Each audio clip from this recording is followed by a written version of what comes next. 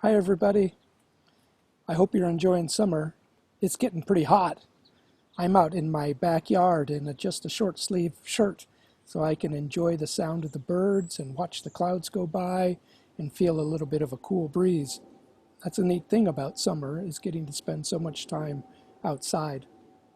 I want to thank my friends Nate and Jane Kirk who sent me some questions, and I want to answer some of those questions today. Their first question is this: who made God? That is a great question. Who made God? We like to know where things come from. In fact, that's one of the ways that we know about what a thing is knowing where it came from. So, for example, suppose I had a great big tomato. There we go, a great big tomato like that. And suppose I picked it from the Hildebrandts' front yard in their little garden there, and Ollie and Aubrey let me have a tomato. You might ask, well, where did that tomato come from? It didn't just come out of nowhere. It had to come from somewhere, right? Well, we can say the first answer might be it came from the tomato vine, the tomato plant. That's where tomatoes come from, tomato plants. Well, if you're pretty curious and persistent, you might ask, where did that tomato plant come from? And the answer to that might be, well, it came from a whole garden, the garden that the Hildebrandts all planted together. But what did they plant it with? They had to have something. Well, maybe they got tomato plants from our friends, the farmer. How about that? Tomato plants that fill our gardens come from the farmer, and then the plants make tomatoes for us to eat.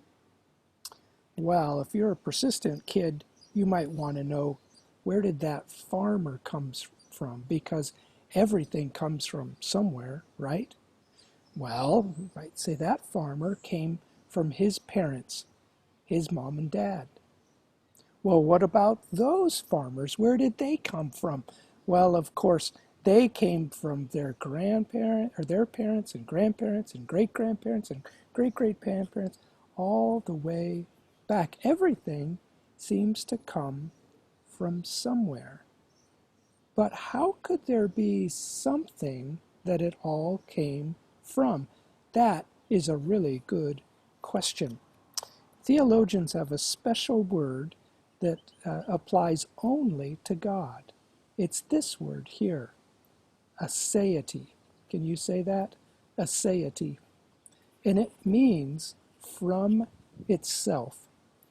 Now, there's only one thing that comes entirely from itself and doesn't come from anywhere else. Can you guess what that is? That's God. That's one of the ways we understand who God is, what God is. God is the one thing in the whole universe that doesn't come from anywhere else. He just is. God just is.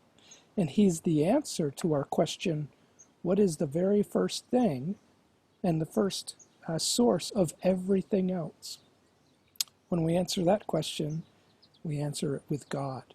Now, what does that mean? Well, it means a lot of things. But to give it some real particularities, then we have to look at the stories of the Bible, and they tell us more about what that God is like and how we can know Him. Thank you, Jane and Nate, for asking that question. I know you've got some other ones, and I look forward to addressing those ones soon. Well, hope you all get to enjoy some time out in this beautiful world that God made for us to live in. Till next time, bye-bye.